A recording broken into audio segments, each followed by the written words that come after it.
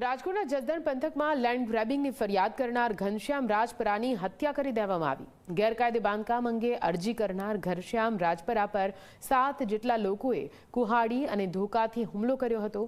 હુમલામાં ગંભીર રીતે ઘવાયેલા ઘનશ્યામ રાજપરાને પહેલા તો વિંછિયા અને ત્યારબાદ રાજકોટ હોસ્પિટલમાં સારવાર માટે લઈ જવામાં આવ્યા। રાજકોટ સિવિલમાં સારવાર દરમિયાન ઘનશ્યામ રાજપરાનું મૃત્યુ થયું। પરિવારજનોએ તાત્કાલિક આરોપીઓને શોધવા માટે માંગ કરી છે। હત્યાના વિરોધમાં વિંછિયા બંધનું એલાન આપવામાં આવ્યું। આરોપીઓ ન પકડાય ત્યાં સુધી મૃતદેહ સ્વીકારવાનો પણ કર્યો છે ઇનકાર।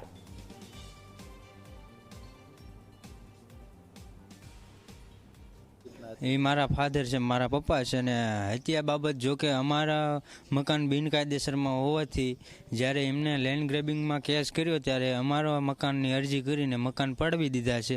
અને જ્યારે અમે લેન્ડ ગ્રેબિંગનો કેસ કરીને એમની માથે મકાન પાડવાની અરજી કરીને એટલે એમની માથે ફોર્સ આવ્યો। એટલે પહેલી વાર તો હુમલો કર્યો ત્યારે મારા કાકા પર હુમલો કર્યો હતો ને બીજી વાર હુમલો કર્યો એ મારા ફાધર મારા પપ્પા પર હુમલો કર્યો અને એમાં એમનું મોત નીપજ્યું છે।